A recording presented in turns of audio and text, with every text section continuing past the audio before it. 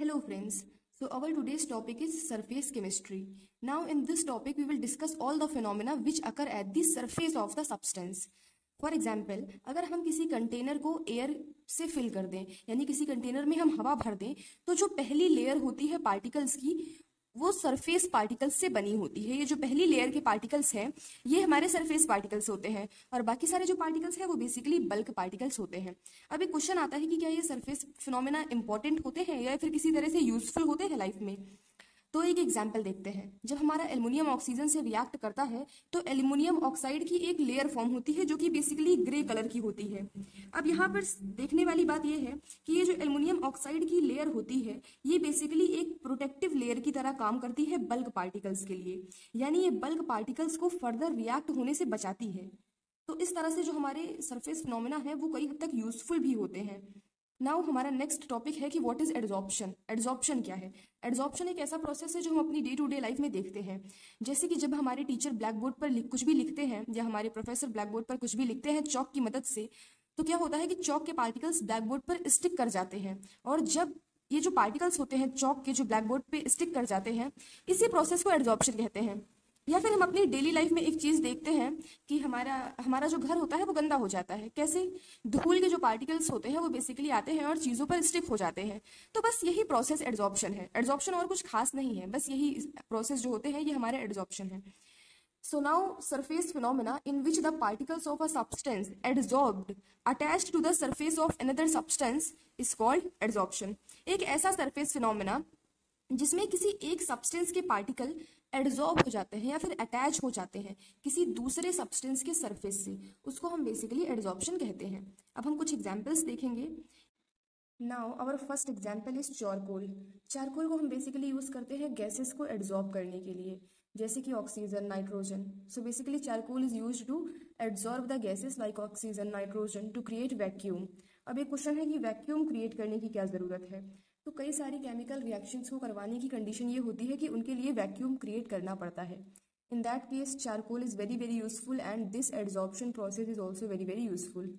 Next example is powdered metals. हम powdered metals का use करते हैं जैसे कि प्लैटिनम एड्सॉर्ब करने के लिए हाइड्रोजन जैसी गैसेस को। Then the example is silica gel. Silica gel basically हम यूज करते हैं वाटर वेपर को एड्सॉर्ब करने के लिए जिससे कि ड्राई इन्वायरमेंट क्रिएट हो सके। तो silica gel is used to create dry environment by absorbing water vapors to protect all our electronic devices such as laptop, smartphones from the moisture। क्या होता है कि हमारी जो डिवाइसेस हैं जैसे कि इलेक्ट्रॉनिक डिवाइसेस जैसे कि लैपटॉप, हमारा स्मार्टफोन, इन सारे डिवाइसेस को मॉइस्चर से बचाने की ज़रूरत होती है, नमी से बचाने की ज़रूरत होती है। तो हम क्या करते हैं कि इन सारे सामान के जो बॉक्सेस होते हैं उनमें सिलिका जेल की पैकेट को डाल देते हैं। सिलिका जेल वाटर वेपर्स को या मॉइस्चर को, अपने मॉइस्चर के जो पार्टिकल्स होते हैं, वाटर वेपर के जो पार्टिकल्स होते हैं उनको एब्जॉर्ब कर लेता है अपनी सरफेस पर, जिसकी वजह से ड्राई इन्वायरमेंट क्रिएट होता है और हमारे इलेक्ट्रॉनिक डिवाइसेस जो होते हैं वो सेफ रहते हैं। In that case we can again say that adsorption process is very very useful. Then हमारा चारकोल है बेसिकली एनिमल चारकोल। इसको हम यूज करते हैं एड्सॉर्ब करने के लिए impurities of raw sugar aqueous solution. हमारा जो रॉ शुगर का एक्वस सॉल्यूशन होता है उसमें कुछ इम्प्योरिटीज होती हैं और उसमें एक कलर भी होता है। जो हमारा रॉ शुगर का एक्वस सॉल्यूशन होता है वो बेसिकली येलो कलर का होता है और उसमें इम्प्योरिटीज भी होती हैं। तो उन इम्प्योरिटीज को और उन कलर्ड पार्टिकल्स को एब्जॉर्ब करने के लिए उस सॉल्यूशन में से हम एनिमल चारकोल का यूज करते हैं। So animal charcoal is used to absorb the impurities from raw sugar aqueous solution on its surface and at the same time to absorb colored particles from this solution। Next is methylene blue। Methylene blue का अगर हम formula देखें तो वो होता है C16H18N3SCl। Methylene blue जो होता है अगर उसको हम चारकोल के साथ शेक्ड करें यानी हिलाएं, इन दोनों को एक साथ हिलाएं, तो चारकोल क्या करता है मिथिलाइन ब्लू के सारे कलर्ड पार्टिकल्स को अपने पे एड्सॉर्ब कर लेता है, अपने पे अटैच कर लेता है। जितने भी पार्टिकल्स कलर्ड पार्टिकल्स होते हैं मिथिलाइन ब्लू के वो अटैच हो जाते हैं चारकोल की लेयर से, जिसकी वजह से जो हमारा सॉल्यूशन होता है वो कलरलेस हो जाता है। हमारे जो सैनिटाइजर्स होते हैं, हमारे जो माउथ वॉशेस होते हैं, वो सब भी यही करते हैं, वो बैक्टीरिया को अपने सरफेस पर एब्जॉर्ब कर लेते हैं और इस तरह से ये हमें प्रोटेक्ट करते हैं, बीमारियों से बचाते हैं, राइट। तो in that case we can also say that absorption process is very very useful. Now we will discuss the difference between absorption and adsorption. So absorption is a process that involves both surface and bulk. Absorption हमारा एक ऐसा process होता है जिसमें surface particles तो involve होते ही हैं, साथ में बल्क पार्टिकल्स भी इन्वॉल्व होते हैं। इसका एग्जाम्पल है, अगर हम कॉटन ले लें यानी रुई को लें और पानी में भिगो दें, तो जो वाटर वेपर्स होते हैं वो सिर्फ सरफेस पार्टिकल्स के साथ जाकर रिएक्ट नहीं करते हैं, बल्कि वो जो वाटर पार्टिकल्स होते हैं वो बल्क पार्टिकल्स तक भी पहुंच जाते हैं। तो इस तरह से ये जो हमारा प्रोसेस है ये एब्जॉर्प्शन है। एब्जॉर्प्शन एक ऐसा फिनोमिना होता है जो केवल सरफेस पर होता है। Absorption is a process that involves basically surface. Next, in absorption surface area does not matters a lot. हमारे एब्जॉर्प्शन प्रोसेस में सरफेस एरिया बहुत ज़्यादा मैटर नहीं करता है, लेकिन एब्जॉर्प्शन प्रोसेस में सरफेस एरिया एक बहुत इंपॉर्टेंट कंडीशन है। क्यों? क्योंकि एब्जॉर्प्शन हमारा सरफेस फिनोमिना ही है बेसिकली। अगर हम सरफेस एरिया को बढ़ा दें तो जो हमारा एब्जॉर्प्शन होगा वो प्रोसेस भी बढ़ जाएगा, एब्जॉर्प्शन ज़्यादा होने लगेगा। तो in that case surface area is a very important condition in absorption. Absorption is neither an exothermic nor an endothermic process, whereas adsorption is an exothermic process. यानी एड्जॉर्प्शन प्रोसेस के दौरान एनर्जी जो होती है वो रिलीज होती है। So example, sponge in water is a example of absorption, whereas silica gel in thermoflask is a example of adsorption. Thermoflask हमारी बेसिकली बॉटल होती है, वाटर बॉटल होती है, उसमें सिलिका जेल की पैकेट को हम डालते हैं और सिलिका जेल के जो पार्टिकल्स होते हैं वो हमारे वाटर वेपर्स के पार्टिकल को एब्जॉर्ब कर लेते हैं, जिसकी वजह से उस बॉटल के अंदर ड्राई इन्वायरमेंट क्रिएट होता है। नेक्स्ट हमारा प्रोसेस है डिसॉर्प्शन। एड्जॉर्प्शन का ही वाइस वर्सा उल्टा प्रोसेस है डिसॉर्प्शन। जब पार्टिकल्स, एक सब्सटेंस के पार्टिकल्स दूसरे सब्सटेंस पर अटैच्ड होते हैं तब हम उसको एड्जॉर्प्शन कहते हैं। वहीं जब when the particles of the substance which were adsorbed leaves the surface, then this process is known as desorption. जब पार्टिकल्स जो कि सब्सटेंस पर अटैच्ड हुए थे या एड्जॉर्ब्ड हुए थे वो उस सरफेस को छोड़ देते हैं, तब हम उस प्रोसेस को डिसॉर्प्शन कहते हैं। हम ये भी कह सकते हैं कि जब आप बोर्ड को रफ करते हैं, यानी कि जब आप चौक से लिखने के बाद जब आप बोर्ड को मिटाते हैं तो जो चौक के पार्टिकल्स होते हैं वो सरफेस को लीव कर देते हैं, so that process is desorption. Next is what is sorption. Sorption is basically a process where adsorption and absorption occurs simultaneously. This process is known as sorption. For example, chalk is dipped in ink. अगर हम चौक को ink में डुबा दें तो हम देखते हैं कि हमारा जो चौक होती है उसके ऊपर तो कलर के जो पार्टिकल्स होते हैं यानी इंक के जो कलर्ड पार्टिकल्स होते हैं वो उसके ऊपर अटैच हो जाते हैं, तो इस तरह से हमारा एड्जॉर्प्शन हो रहा है। लेकिन अगर हम चौक को तोड़ें तो अंदर कलर्ड पार्टिकल्स तो नहीं होते हैं, लेकिन चौक जो होती है वो गीली हो जाती है। इसका मतलब क्या है कि जो वाटर पार्टिकल्स थे इंक में वो चौक के अंदर तक भी पहुंच चुके हैं, तो in that case absorption is also happening. Next is what is adsorbate. Adsorbate क्या होता है और एड्सॉर्बेंट क्या होता है। हमने एड्सॉर्प्शन प्रोसेस को डिस्कस किया था, तब हमने पढ़ा था कि एक सब्सटेंस के जो पार्टिकल्स होते हैं वो दूसरे सब्सटेंस के सरफेस पर जाके अटैच हो जाते हैं। तो एड्सॉर्बेट क्या है? Particles that get accumulated on the surface of other substance. वो पार्टिकल्स जो किसी और सब्सटेंस के सरफेस पर जाकर इकट्ठे हो जाते हैं उनको हम एड्सॉर्बेट कहते हैं। जैसे कि इंक, हमने इंक की बात की थी, तो इंक के जो कलर्ड पार्टिकल्स थे वो क्या हो रहे थे? चौक पर जाकर इकट्ठे हो रहे थे। तो हमारी इंक क्या है? इंक हमारी एड्सॉर्बेट है। क्यों? क्योंकि उसके पार्टिकल्स चौक पर जाकर या फिर किसी दूसरे सब्सटेंस पर जाकर इकट्ठे हो रहे हैं या फिर अटैच हो जा रहे हैं। एड्सॉर्बेंट क्या है? एड्सॉर्बेंट जो हमारा होता है वो सब्सटेंस होता है जिस पर पार्टिकल्स इकट्ठे होते हैं या फिर जिस पर एड्सॉर्बेट एक्यूमुलेट होता है, जैसे कि chalk. Now we will discuss the mechanism of adsorption. तो बेसिकली हमारे जो सरफेस पार्टिकल्स होते हैं वो बहुत ज़्यादा अनस्टेबल होते हैं, उनकी एनर्जी काफ़ी ज़्यादा होती है जिसकी वजह से ये काफ़ी अनस्टेबल होते हैं। तो ये पार्टिकल्स बेसिकली स्टेबल होना चाहते हैं और स्टेबल होने के लिए ही ये दूसरे पार्टिकल्स को अपनी तरफ अट्रैक्ट करते हैं, राइट। सबसे पहला क्वेश्चन क्या है कि सरफेस पार्टिकल्स दूसरे पार्टिकल्स को अपनी तरफ अट्रैक्ट क्यों करते हैं? क्योंकि उनकी एनर्जी बहुत ज़्यादा होती है, वो अनस्टेबल होते हैं और स्टेबिलिटी गेन करना चाहते हैं, इसलिए दूसरे पार्टिकल्स को अपनी तरफ अट्रैक्ट करते हैं, राइट। हमारी एनर्जी जितनी कम होती है स्टेबिलिटी उतनी ही ज़्यादा होती है। तो हमारे जो पार्टिकल्स होते हैं ये दूसरे पार्टिकल्स को अपनी तरफ अट्रैक्ट करते हैं ताकि इनकी एनर्जी जो है वो कम हो जाए, क्योंकि हमने पढ़ा था एड्सॉर्प्शन प्रोसेस एक्सोथर्मिक प्रोसेस है और इस प्रोसेस में एनर्जी रिलीज होती है। जब ये दूसरे पार्टिकल्स को अपनी तरफ अट्रैक्ट करते हैं तब यहाँ पर जब एड्सॉर्प्शन होता है तो एनर्जी रिलीज हो जाती है, जिसकी वजह से इन सरफेस पार्टिकल्स की एनर्जी कम हो जाती है और स्टेबिलिटी बढ़ जाती है। हमारे जो सरफेस पार्टिकल्स होते हैं वो केवल ओनली डाउनवर्ड फोर्स को एक्सपीरियंस करते हैं, यहाँ पर केवल डाउनवर्ड फोर्स को ही एक्सपीरियंस करते हैं, जिसकी वजह से लेस स्टेबल होते हैं और लेस स्टेबल होने की वजह से इनकी एनर्जी बहुत ज़्यादा होती है। जबकि हमारे जो बल्क के पार्टिकल्स हैं वो इक्वल फोर्स एक्सपीरियंस करते हैं चारों साइड से, इसलिए ज़्यादा स्टेबल होते हैं और इनकी एनर्जी भी कम होती है। The surface particles will try to absorb the air particles और gases over it to gain stability, Stability of a surface particles increases while energy decreases. Extra energy will be released. Hence, this process of adsorption is known as exothermic process. हमारे surface particles क्या करते हैं, वो कोशिश करते हैं adsorb करने की, अट्रैक्ट करते हैं दूसरे पार्टिकल्स को अपनी तरफ और उनको खुद पर एड्सॉर्ब करते हैं स्टेबिलिटी गेन करने के लिए. स्टेबिलिटी जब सरफेस पार्टिकल्स की बढ़ती है तो एनर्जी जो होती है वो कम हो जाती है और जो एक्स्ट्रा एनर्जी होती है वो रिलीज हो जाती है. और हमें पता है जिन प्रोसेसेस में एनर्जी रिलीज होती है उनको हम एक्सोथर्मिक प्रोसेस कहते हैं. एड्सॉर्प्शन हमारा एक स्पॉन्टेनियस प्रोसेस है, यानी एक ऐसा प्रोसेस है बेसिकली जो अपने आप होता है. Now Gibbs free energy. हमारी जो गिब्स फ्री एनर्जी है, अनस्टेबिलिटी जितनी ज़्यादा होती है उतना ही ज़्यादा जो हमारी रिएक्शन होती है वो एक्सोथर्मिक होती है और उतनी ही ज़्यादा होती है गिब्स फ्री एनर्जी. राइट, जितनी ज़्यादा अनस्टेबिलिटी उतनी ही ज़्यादा एक्सोथर्मिक रिएक्शन, यानी उतनी ही ज़्यादा हीट एनर्जी रिलीज होगी और गिब्स फ्री एनर्जी भी उतनी ही ज़्यादा होगी. यहाँ पर हमारा डेल्टा जी डिनोट करता है गिब्स फ्री एनर्जी को, डेल्टा एच डिनोट करता है इंथैल्पी को, लॉस ऑफ एनर्जी को, कि कितनी एनर्जी जो है वो लॉस हुई. टी हमारा जो है वो टेम्परेचर को डिनोट करता है और डेल्टा एस इंट्रोपी को. इंट्रोपी क्या है? इंट्रोपी हमारी होती है adsorption of gaseous particles happens, entropy decreases loss of mobility. जब एड्सॉर्प्शन होता है गैसियस पार्टिकल्स का तो इंट्रोपी डिक्रीज कर जाती है, जिसकी वजह से जो मोबिलिटी होती है, जो पार्टिकल्स के मूव करने की जो क्षमता होती है वो डिक्रीज कर जाती है. यहाँ पर अगर हम देखें तो हमारे पास एक फॉर्मूला है, that is delta G is equal to minus delta H plus T delta S. To get delta G negative, delta H should be more negative. यदि हम चाहते हैं कि जो डेल्टा जी है वो नेगेटिव हो तो उसके लिए जरूरी है कि डेल्टा एच जो है वो ज्यादा नेगेटिव हो, यानी कि अगर डेल्टा एच -5 होगा, राइट, और यहाँ पर हमारा ये वैल्यू मान लेते हैं हम +1 है, तभी हमारा डेल्टा जी जो होगा वो -4 आएगा. राइट, डेल्टा एस की वैल्यू अगर हम मान ले -10 है, टेम्परेचर हम मान ले 300 केल्विन है और हम हीट एनर्जी जो है उसको मान लेते हैं -500 किलो जूल पर मोल है.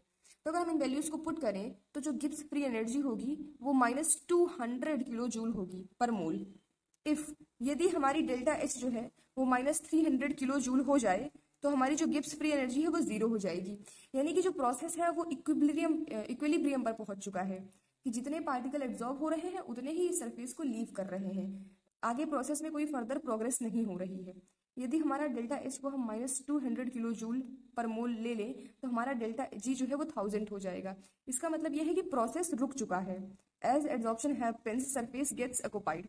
जैसे जैसे एड्सॉर्प्शन होता है सरफेस प्रोसेस जो होता है ऑक्युपाई हो जाता है और डेल्टा जी हमारा 0 की तरफ बढ़ने लगता है. तो यहाँ पर हमें समझ में क्या आता है कि जब हमारी गिब्स फ्री एनर्जी जो है वो नेगेटिव होती है तो इसका मतलब यह है कि एड्सॉर्प्शन प्रोसेस अभी हो रही है, पार्टिकल्स जो है वो भी स्टिक हो रहे हैं. फिर धीरे धीरे एक पॉइंट आता है जब डेल्टा जी की वैल्यू 0 हो जाती है, यानी इक्विलिब्रियम अचीव हो जाता है कि जितने प्रोसेस स्टिक हो रहे हैं, जितने प्रोसेस अटैच हो रहे हैं उतने ही प्रोसेस सरफेस को लीव कर रहे हैं. हमारा एड्सॉर्प्शन प्रोसेस जो है वो इक्विलिब्रियम पर पहुंच जाता है और जब हमारे डेल्टा जी की वैल्यू पॉजिटिव हो जाती है तो इसका मतलब बेसिकली ये होता है कि अब जो एड्सॉर्प्शन का प्रोसेस है वो रुक चुका है, यानी अब और पार्टिकल्स जो है सरफेस जो है वो पूरी तरह से ऑक्युपाई हो चुका है, अब और पार्टिकल्स अटैच नहीं हो सकते. Next is types of adsorption. Basically अगर हम अट्रैक्शन के टाइप पर बात करें जो एड्सॉर्बेट और एड्सॉर्बेंट के बीच में होता है तो उस अट्रैक्शन के हिसाब से बेसिकली 2 तरह के एड्सॉर्प्शन प्रोसेस होते हैं. पहला वेंडर वॉल फोर्स, यानी जब एक तरीके से वीक फोर्स काम करती है, जब एड्सॉर्बेट और एड्सॉर्बेंट के बीच में जो बहुत ही वीक फोर्स काम कर रही है, जैसे वेंडर वॉल फोर्स. इस तरह की प्रोसेस को हम फिजिजॉर्प्शन कहते हैं, जब फिजिकल फोर्स काम कर रही होती है दोनों के बीच में. लेकिन अगर एड्सॉर्बेट और एड्सॉर्बेंट के बीच में कोई स्ट्रॉन्ग फोर्स काम कर रही है, जैसे कि कोवेलेंट या आयनिक बॉन्ड फॉर्म हो चुके हैं, तो इस तरह के हम प्रोसेस को केमिसॉर्प्शन कहते हैं. यहाँ पर हमारे केमिकल बॉन्ड काम कर रहा होता है. Now first of all we will discuss the process physisorption. Physisorption हमारा रिवर्सिबल प्रोसेस होता है, जैसे कि हमने कहा था डस्ट के पार्टिकल्स आकर अटैच हो जाते हैं किसी सब्सटेंस पर और अगर हम चाहें तो उस सब्सटेंस से डस्ट के पार्टिकल्स को रिमूव कर सकते हैं. तो ये प्रोसेस क्या है, रिवर्सिबल है एक तरीके से, है ना. It takes place due to physical forces between adsorbate and adsorbent. Weak forces like van der Waals force, London force, dipole-dipole interaction, hydrogen bonding. Basically ये कहा जा रहा है कि ये जो प्रोसेस होता है फिजिजॉर्प्शन ये टेक प्लेस लेता है बहुत फिजिकल फोर्सेस की वजह से, बहुत ही वीक फोर्सेस की वजह से, यानी एड्सॉर्बेट और एड्सॉर्बेंट के बीच में वीक फोर्सेस काम कर रही होती हैं. लैक ऑफ स्पेसिफिसिटी, यहाँ पर लैक ऑफ स्पेसिफिसिटी होती है। इसका मतलब क्या है? इसका मतलब यह है कि फिजिक्स ऑप्शन प्रोसेस में कुछ स्पेसिफिक नहीं होता है, स्पेसिफिसिटी की कमी होती है। मतलब ये स्पेसिफिक नहीं है कि कौन से पार्टिकल्स किस सब्सटेंस पर जाकर अटैच होंगे। अब जैसे डस्ट के पार्टिकल्स हैं, वो किसी भी सब्सटेंस पर जाकर अटैच हो सकते हैं, ऐसा कोई फिक्स नहीं है, कुछ भी स्पेसिफिक नहीं है। तो in that case there is lack of specificity. सही, थर्ड पॉइंट इज कि जो हमारा फिजिक्स ऑप्शन होता है वो टेम्परेरी प्रोसेस है, परमानेंट नहीं होता, टेम्परेरी है। ये प्रोसेस हमारा जो होता है वो डिपेंड करता है अपॉन नेचर ऑफ एड्सॉर्बेट, कि एड्सॉर्बेट का नेचर कैसा है। एड्सॉर्बेट वो पार्टिकल होता है बेसिकली जो कि आकर एक्यूमुलेट हो रहा होता है, जो कि आकर अटैच हो रहा होता है उस पार्टिकल को, उन पार्टिकल्स को हम एड्सॉर्बेट कहते हैं। जैसे कि अगर हम 1 ग्राम चारकोल ले लें, ये हमारा एड्सॉर्बेंट है, इस पर पार्टिकल्स आकर स्टिक होंगे, जो पार्टिकल्स इस पर आकर स्टिक होंगे वो एड्सॉर्बेट होते हैं। अब अगर हम सल्फर डाइऑक्साइड की बात करें तो ये हाईएस्ट अमाउंट में एड्सॉर्ब हो जाएगा। क्यों? क्योंकि ये इजिली लिक्विफाई हो जाता है।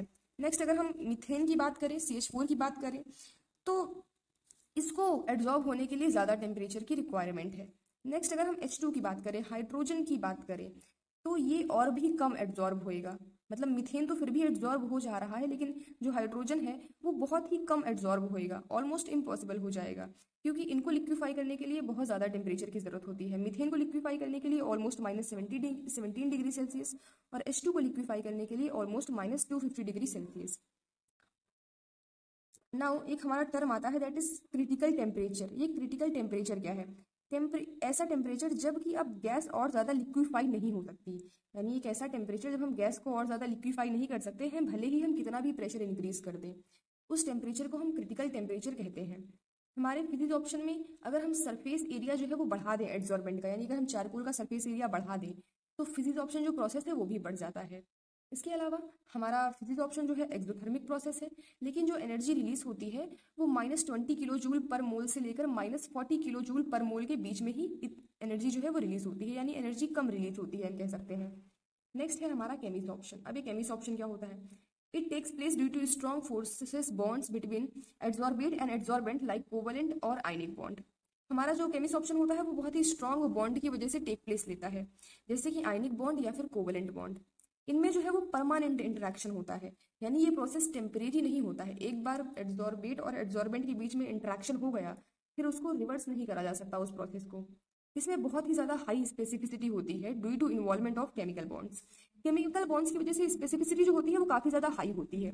जैसे कि अगर हम आयनिक बॉन्ड की बात करें, तो आयनिक बॉन्ड वही सब्सटेंस फॉर्म कर सकते हैं जो या तो इलेक्ट्रॉन को लूज करते हैं या फिर इलेक्ट्रॉन को गेन करने की कैपेसिटी रखते हैं। In the same way covalent bond वो ही सब्सटेंस फॉर्म कर सकते हैं जो इलेक्ट्रॉन शेयर करने की कैपेसिटी रखते हैं। तो इस तरह से जो स्पेसिफिसिटी है वो काफ़ी ज़्यादा हाई है, यानी स्पेसिफिक सब्सटेंस ही स्पेसिफिक पार्टिकल्स ही इंटरेक्ट कर सकते हैं एक दूसरे से। ये प्रोसेस जो है हमारा वो इरिवर्सिबल प्रोसेस है। It is exothermic process but we have to increase temperature to reach activation point so that chemisorption take place. ये जो प्रोसेस है हमारा केमिस ऑप्शन, वैसे तो ये हमारा एक्सोथर्मिक प्रोसेस है, लेकिन सबसे पहले हमें टेम्परेचर जो है वो इंक्रीज करना पड़ता है, यानी हमें एक तरह से एनर्जी प्रोवाइड करनी पड़ती है ताकि ये जो हमारा प्रोसेस है ये एक्टिवेशन पॉइंट तक पहुंच जाए। अब एक्टिवेशन पॉइंट क्या होता है? एक्टिवेशन पॉइंट जो होता है वो basically minimum amount of energy होती है जो रिक्वायर होती है एटम्स को एक्टिवेट करने के लिए, ताकि एटम्स जो है वो केमिकल ट्रांसफॉर्मेशन के लिए, केमिकल चेंज के लिए एक्टिवेट हो जाए। उसके लिए जो मिनिमम अमाउंट ऑफ एनर्जी की जरूरत होती है उसी को हम एक्टिवेशन एनर्जी कहते हैं। ये जो प्रोसेस है ये डिपेंड करता है upon nature of adsorbate which can form chemical bond with adsorbent do adsorption only. Definitely केवल वही पार्टिकल्स जो फॉर्म कर सकते हैं केमिकल बॉन्ड को, केवल वही पार्टिकल्स जो होते हैं वो एड्सॉर्प्शन प्रोसेस को करते हैं केमिस ऑप्शन में। हम जब सरफेस एरिया को इंक्रीज करते हैं तो हमारा केमिस ऑप्शन प्रोसेस भी इंक्रीज होता है। हमारी जो हीट एनर्जी रिलीज होती है वो यहाँ पर थोड़ी ज़्यादा रिलीज होती है as compare to physisorption. इसमें जो हमारी हीट एनर्जी रिलीज होती है वो -80 किलो जूल पर मोल से -240 किलो जूल पर मोल के बीच में रिलीज होती है। Next is adsorption isotherm. This is basically used to check the effect of pressure on adsorption. हम क्या करेंगे? हम देखेंगे कि प्रेशर का क्या इफेक्ट होता है एड्सॉर्प्शन प्रोसेस पर। अब इसको करने के लिए हम टेम्परेचर को कांस्टेंट रखेंगे ताकि हमें पता चल सके कि एक्चुअल में प्रेशर का क्या इफेक्ट होता है हमारे एड्सॉर्प्शन प्रोसेस पे। अब ऑब्जर्वेशन क्या थी? ऑब्जर्वेशन ये थी कि the amount of the gas adsorbed on the given amount of adsorbent is dependent on pressure, कि कितनी अमाउंट ऑफ गैस जो है वो एड्जॉर्ब्ड होगी on the given amount of adsorbent, ये डिपेंड करता है प्रेशर पर। जब हम प्रेशर इंक्रीज करते हैं तो अमाउंट ऑफ एड्जॉर्प्शन भी इंक्रीज करता है, लेकिन केवल एक पर्टिकुलर पॉइंट तक ही ऐसा होता है। यानी अगर हम प्रेशर को इंक्रीज करें तो अमाउंट ऑफ एड्जॉर्प्शन भी इंक्रीज करेगा। अमाउंट ऑफ एड्जॉर्प्शन होता है हमारा x बाई एम। एक्स हमारा वो गैस है जितनी गैस एड्जॉर्ब्ड हुई है, और m हमारा एड्जॉर्बेंट का मास है। तो x बाई एम जो है वो इंक्रीज करता है अगर हम प्रेशर को इंक्रीज करें तो, लेकिन केवल एक पर्टिकुलर पॉइंट तक। यहाँ पर हम इस ग्राफ को देखते हैं, ये हमारा x बाई एम है, यानी ये amount of gas absorbed on the given amount of adsorbent, ये हमारा प्रेशर है। अब यहाँ पर अगर हम देखें तो जैसे जैसे हमारा प्रेशर बढ़ता जा रहा है वैसे वैसे हमारा x बाई एम की वैल्यू भी बढ़ रही है। यहाँ पर अगर हम देखें तो जैसे जैसे हमारा प्रेशर बढ़ता जा रहा है वैसे वैसे x बाई एम की वैल्यू भी बढ़ती जा रही है, लेकिन केवल इस पॉइंट तक। यहाँ पर आने के बाद हम प्रेशर को कितना भी बढ़ाएं लेकिन x बाई एम की वैल्यू नहीं बढ़ रही है। ये हमारा पॉइंट होता है प्रेशर सैचुरेशन पॉइंट, जिसे हम इक्विलिब्रियम भी कह सकते हैं। At pressure saturation point the curve becomes constant, ये कर्व जो है वो कांस्टेंट हो जाता है। इक्विलिब्रियम पे क्या होता है कि जो हमारा एड्जॉर्प्शन है वो डिसॉर्प्शन के इक्वल हो जाता है, यानी इस पॉइंट के बाद हम कितना भी प्रेशर बढ़ाएं अब पॉसिबल आगे जो फर्दर प्रोसेस है वो पॉसिबल नहीं है। अब एड्जॉर्प्शन में कोई प्रोग्रेस नहीं हो सकती। जितने पार्टिकल्स हमारे एड्जॉर्ब होंगे उतने ही डिसॉल्व हो जाएंगे, यानी जितने पार्टिकल्स जाकर स्टिक होंगे उतने ही पार्टिकल्स सरफेस को लीव कर देंगे, सरफेस को छोड़कर चले जाएंगे। तो यहाँ पर बेसिकली इक्विलिब्रियम अचीव हो जाता है हमारे प्रेशर सैचुरेशन पॉइंट पर। तो इसका मतलब ये है कि इस पॉइंट के बाद किसी भी तरह की प्रोग्रेस नहीं हो सकती हमारे एड्जॉर्प्शन प्रोसेस में। नेक्स्ट है हमारी फ्रिंडलिश आइसोथर्म। इसमें क्या होता है, इसमें हम क्या करते हैं कि देखते हैं कि प्रेशर हमारे, अब हमने देखा, अभी तक हमने देखा कि प्रेशर का क्या इफेक्ट होता है। अब हम देखेंगे कि टेम्परेचर का क्या इफेक्ट होता है हमारे एड्जॉर्प्शन प्रोसेस पर। यहाँ पर ये हमारा P जो है वो प्रेशर को डिनोट करता है, यहाँ पर जो हमारा K है और जो ये N है ये कांस्टेंट को डिनोट कर रहे हैं। X हमारा अमाउंट ऑफ गैस एड्जॉर्ब्ड को डिनोट करता है, M हमारा मास ऑफ एड्जॉर्बेंट को डिनोट करता है। ये दोनों हमारे कांस्टेंट हैं जो कि डिपेंड करते हैं upon nature of adsorbent and gas. अगर हम प्रेशर को कांस्टेंट रखें, अगर हम प्रेशर को कांस्टेंट रखें और टेम्परेचर को डिक्रीज करें, यानी टेम्परेचर को कम करते जाएं, तो जो x बाई एम की वैल्यू होती है वो इंक्रीज करती है, यानी जो अमाउंट ऑफ एड्जॉर्प्शन है वो इंक्रीज करता है। अब ऐसा होता क्यों है? जब हम टेम्परेचर को डिक्रीज करते हैं तो जो गैस होती है उसकी काइनेटिक एनर्जी वो एनर्जी होती है जिसकी वजह से पार्टिकल्स मूव करते हैं बेसिकली। तो जब हम टेम्परेचर को कम करते हैं तो गैस की काइनेटिक एनर्जी भी डिक्रीज कर जाती है, जिसकी वजह से जो एड्जॉर्प्शन है वो बढ़ जाता है। यहाँ पर ये हमारा ग्राफ अगर हम देखें तो यहाँ पर हमारा ये टेम्परेचर 273 के था, फिर हमारा टेम्परेचर कम हुआ 244 के, और यहाँ पर अगर हम देखें तो अमाउंट ऑफ एड्जॉर्प्शन बढ़ गया है। फिर हमारा टेम्परेचर और कम हुआ, दैट इज 195 केल्विन। यहाँ पर हमारा एड्जॉर्प्शन प्रोसेस और ज्यादा बढ़ा, यानी कि टेम्परेचर को अगर हम डिक्रीज करें तो x बाई एम की वैल्यू जो है वो इंक्रीज होती है। नेक्स्ट अगर हम देखें तो यहाँ पर हम बात करेंगे इंटीग्रेटेड लॉग इक्वेशन की। Integrated log equation, log x by m is equal to log k plus 1 by n log p। इसको अगर हम देखें तो ये बेसिकली हमारी लाइन की इक्वेशन की फॉर्म में है, y is equal to m x plus c. अब हम देखेंगे 1 बाई एन की जब वैल्यू 0 से 1 की तरफ जाती है तो बेसिकली क्या होता है, चलिए देखते हैं। जब हमारी 1 बाई एन की वैल्यू 0 से 1 के बीच में होती है तब हमारा जब हमारी वैल्यू बेसिकली 1 बाई एन हमारा कांस्टेंट है, और जब इसकी वैल्यू 0 से 1 की तरफ जाती है तो क्या होता है? पहला, जब हमारा प्रेशर जो है वो लो होता है, यानी हमारा जब प्रेशर कम होता है तो 1 बाई एन की जो वैल्यू है वो 1 हो जाती है। In that case 1 by n की अगर हम वैल्यू 1 पुट कर दें, यहाँ पर ये हमारा बेसिकली आइसोथर्म है, अगर इसमें हम 1 बाई एन की वैल्यू को 1 पुट कर दें तो हमारा x बाई एम जो है वो इक्वल हो जाएगा के पी के। अगर हम कांस्टेंट को हटा दें तो हमारा x बाई एम यानी जो अमाउंट ऑफ एड्जॉर्प्शन है वो डायरेक्टली प्रोपोर्शनल हो जाता है प्रेशर के। देन हमारा इंटरमीडिएट प्रेशर आता है जब 1 बाई एन की वैल्यू 0.2 से 0.5 के बीच में होती है। अगर हम इन वैल्यूज को पुट करें तो हमें हमारा जो अमाउंट ऑफ एड्जॉर्प्शन है वो डायरेक्टली प्रोपोर्शनल होता है p की पावर 1 बाई एन के। ये हमारा फर्स्ट ऑर्डर काइनेटिक्स नहीं होता है, यानी ये यहाँ पर ये जो होता है ये हमारा लीनियर नहीं होता है। यहाँ पर अगर हम देखें तो ये हमारा फर्स्ट ऑर्डर काइनेटिक्स था, यानी कि प्रेशर हम जितना बढ़ाते जाएंगे उतना हमारा एड्जॉर्प्शन बढ़ता जाएगा। नेक्स्ट है हमारा हाई प्रेशर, कि जब बहुत ही ज्यादा प्रेशर हो जाता है, यानी 1 बाई एन की वैल्यू जब 0 हो जाती है तब जो हमारा x बाई एम है वो कांस्टेंट के इक्वल हो जाता है। p की वैल्यू 0 हुई तो हमारा ये 1 हो गया, तब हमारा x बाई एम के इक्वल हो जाता है। यही है हमारा सैचुरेशन प्रोसेस, इसे हम जीरो ऑर्डर काइनेटिक्स भी कह सकते हैं। यही है हमारा सैचुरेशन प्रोसेस, यानी वो प्रोसेस जहां पर इक्विलिब्रियम अचीव हो जाता है, जहां इसके बाद जितना एड्सॉर्प्शन होता है उतना ही डिसॉर्प्शन भी होता है। अगर हम एड्सॉर्प्शन इन सॉल्यूशन की बात करें तो हम प्रेशर की जगह कंसंट्रेशन टर्म का यूज करते हैं। जब हम गैसेस की बात करते हैं तो हम प्रेशर का यूज करते हैं, और जब हम एड्सॉर्प्शन इन सॉल्यूशन की बात करते हैं तो कंसंट्रेशन टर्म का यूज करते हैं। नेक्स्ट हमारा टॉपिक है कैटेलिस्ट। अब ये कैटेलिस्ट क्या होते हैं? कैटेलिस्ट बेसिकली वो सब्सटेंस होते हैं जो केमिकल रिएक्शन के रेट को बदल देते हैं बिना केमिकल रिएक्शन में पार्टिसिपेट करे। यानी केमिकल रिएक्शन में पार्टिसिपेट भी नहीं करते, लेकिन फिर भी वो या तो केमिकल रिएक्शन के रेट को बढ़ा देते हैं या फिर घटा देते हैं। अब ये कैटलिस्ट के बारे में सबसे पहले किसने हमें बताया? तो उनका नाम था बर्जीलियस।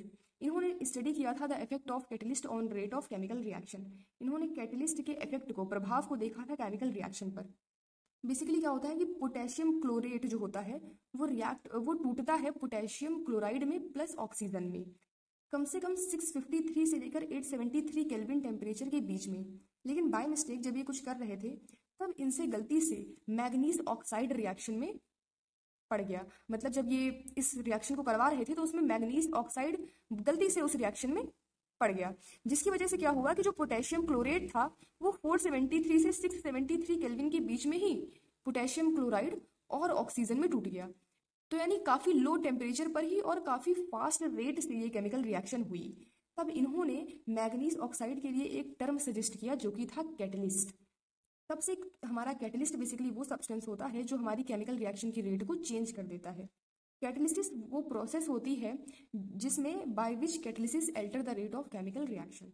तो कैटलिसिस हमारी वो प्रोसेस होती है जिसके द्वारा हमारा कैटलिस्ट जो होता है वो केमिकल रिएक्शन की रेट को चेंज करता है। अब ये प्रोमोटर्स क्या होते हैं? प्रोमोटर्स बेसिकली वो सब्सटेंस होते हैं जो इंक्रीज करते हैं कैटलिस्ट की एफिशिएंसी को, यानी कैटलिस्ट की क्षमता को बढ़ा देते हैं। उसके बेसिकली हम कह सकते हैं सपोर्टर होते हैं, कैटलिस्ट को काम करने में मदद करते हैं। जब हमारा नाइट्रोजन रिएक्ट करता है हाइड्रोजन से तब हमारा एमोनिया फॉर्म होता है। इसको बेसिकली हम हेबर्स प्रोसेस भी कहते हैं। अगर हम इस प्रोसेस को देखें तो हमारा जो आयरन है, ये आयरन हमारा कैटलिस्ट है, लेकिन यहाँ पर ये जो मोलिब्डेनम है ये प्रमोटर की तरह काम करता है। यानी ये हमारे आयरन जो कि हमारा कैटलिस्ट है इसकी एफिशिएंसी को बढ़ा देता है। लेकिन यहीं पर अगर हम कार्बन मोनोऑक्साइड डाल दें तो वो पॉइजन की तरह काम करेगा। पॉइजन वो सब्सटेंसेस होते हैं जो डिक्रीज कर देते हैं कैटलिस्ट की इफेक्टिवनेस को। यानी अगर हम पॉइजन डाल दें तो कैटलिस्ट हमारा उतना इफेक्टिव नहीं रह जाता, उसका प्रभाव कम हो जाता है। अब इसके एग्जाम्पल हैं कार्बन मोनोऑक्साइड, आर्सेनिक। ये दोनों पॉइजन की तरह काम करते हैं आयरन कैटलिस्ट के लिए। नेक्स्ट हम बात करेंगे टाइप्स ऑफ कैटलिसिस की, कैटलिसिस के कौन कौन से टाइप होते हैं। तो हमारा पहला टाइप है होमोजीनियस कैटलिसिस। होमोजीनियस कैटलिसिस क्या होती है? रिएक्टेंट्स एंड कैटलिस्ट, जब रिएक्टेंट्स और कैटलिस्ट दोनों की सेम फिजिकल स्टेट हो तब हम उसको होमोजीनियस कैटलिसिस कहते हैं। यहाँ पर अगर हम देखें तो सल्फर डाइऑक्साइड और ऑक्सीजन हमारे दोनों रिएक्टेंट की जो फिजिकल स्टेट है वो गैसियस है। एट द सेम टाइम जो हमारा कैटलिस्ट है उसकी फिजिकल स्टेट भी गैसियस है। तो इस तरह के कैटलिसिस को होमोजीनियस कैटलिसिस कहते हैं। नेक्स्ट प्रोसेस में अगर हम देखें तो हमारे मिथाइल इथेनोएट ईस्टर की जो फिजिकल स्टेट है वो लिक्विड है, और साथ में वाटर की फिजिकल स्टेट भी लिक्विड है। यानी रिएक्टेंट्स की फिजिकल स्टेट तो लिक्विड है, लेकिन एट द सेम टाइम यहाँ पर जो हम एसिड लेते हैं उसकी फिजिकल स्टेट भी लिक्विड होती है। तो ऐसे कैटलिसिस को हम होमोजीनियस कैटलिसिस कहते हैं। नेक्स्ट होता है हमारा heterogeneous catalysis. Heterogeneous catalysis basically वो होता है जो कि जिसमें कि हमारे जो रिएक्टेंट और कैटलिस्ट होते हैं उनकी फिजिकल स्टेट डिफरेंट हो जाती है। जैसे कि यहाँ पर हमारा सल्फर डाइऑक्साइड और ऑक्सीजन ये दोनों रिएक्टेंट हैं और इनकी जो फिजिकल स्टेट है वो गैसियस है। लेकिन यहाँ पर अगर हम कैटलिस्ट को देखें तो इसकी फिजिकल स्टेट क्या है? सॉलिड है। तो यहाँ पर फिजिकल स्टेट क्या हो गई? डिफरेंट हो गई। रिएक्टेंट और कैटलिस्ट की फिजिकल स्टेट डिफरेंट होती है। ऐसे प्रोसेस को हम बेसिकली हेट्रोजीनियस कैटलिसिस कहते हैं। जैसे कि नेक्स्ट अगर हम यहाँ पर देखें तो हमारा नाइट्रोजन और जो हाइड्रोजन है, यानी दोनों जो हमारे रिएक्टेंट है रिएक्शन में, उसकी फिजिकल स्टेट गैसियस है। यहाँ पर हाइड्रोजन की फिजिकल स्टेट भी गैसियस है, लेकिन हमारा जो कैटलिस्ट है आयरन, इसकी फिजिकल स्टेट सॉलिड है। तो फिजिकल स्टेट डिफरेंट हो गई। इस प्रोसेस को हम बेसिकली हेट्रोजीनियस कैटलिसिस कहते हैं। एक पॉइंट है यहाँ पर जो नोट करने वाला है वो ये कि होमोजीनियस कैटलिसिस जो होती है वो केवल टेक प्लेस ले सकती है लिक्विड और गैसियस फेज में। यानी कि या तो हमारा कि अगर हमारा जो रिएक्टेंट है वो लिक्विड है तो जो हमारा कैटलिस्ट है वो गैसियस होना चाहिए। और अगर हमारा कैटेलिस्ट जो है वो गैसियस है तो फिर हमारा जो रिएक्टेंट है वो लिक्विड होने चाहिए। बेसिकली इतना मेन है कि सॉलिड सॉलिड के बीच में रिएक्शन नहीं हो सकती। अगर हमारे रिएक्टेंट्स भी सॉलिड है और हमारा कैटेलिस्ट भी सॉलिड है तब रिएक्शन पॉसिबल नहीं है। नेक्स्ट हम देखेंगे होमोजीनियस और हेट्रोजीनियस के बेसिस में मेन डिफरेंस क्या है। तो होमोजीनियस हमारा सिंगल फेस में होता है, यानी कि या तो लिक्विड या फिर गैसियस। लेकिन हेट्रोजीनियस हमारा सिंगल फेस में नहीं हो सकता, क्योंकि हमने पढ़ा था कि हेट्रोजीनियस कैटेलिसिस वही होता है जिसमें रिएक्टेंट्स और कैटेलिस्ट की फिजिकल स्टेट डिफरेंट होती है, इसीलिए ये सिंगल फेस में नहीं हो सकता। ये रिएक्शंस जो होती है वो कभी भी सॉलिड फेस में टेक प्लेस नहीं लेती है। हमारी जो हेट्रोजीनियस कैटेलिसिस होता है उसमें रिएक्टेंट जो है वो सॉलिड हो सकता है। कैटलिस्ट हमारा जो है वो लिक्विड या गैसियस किसी भी फेस में हो सकता है। कैटलिस्ट जो होते हैं वो इजीली डिसॉल्व हो जाते हैं हमारे होमोजीनियस कैटेलिसिस में, जबकि ये जो हमारा हेट्रोजीनियस कैटेलिसिस होता है उसमें कैटलिस्ट इजीली डिसॉल्व नहीं हो पाते। कैटलिस्ट जो होते हैं उनको आसानी से निकाला नहीं जा सकता, प्रोडक्ट से आसानी से अलग नहीं किया जा सकता, क्योंकि वो काफ़ी अच्छे से डिसॉल्व हो जाते हैं। जबकि अगर हम हेट्रोजीनियस प्रोसेस में बात करें तो उसमें हम कैटलिस्ट को काफ़ी आसानी से अलग कर सकते हैं। क्यों? क्योंकि उसकी फिजिकल स्टेट जो होती है वो डिफरेंट होती है। हमारी होमोजीनियस कैटलिसिस जो होती है वो फास्टर रेट पर होती है, जबकि जो हमारा हेट्रोजीनियस कैटलिसिस है वो काफ़ी कम, अगर हम इसके कंपैरेटिव में बात करें तो काफ़ी स्लोअर रेट से टेक प्लेस लेता है।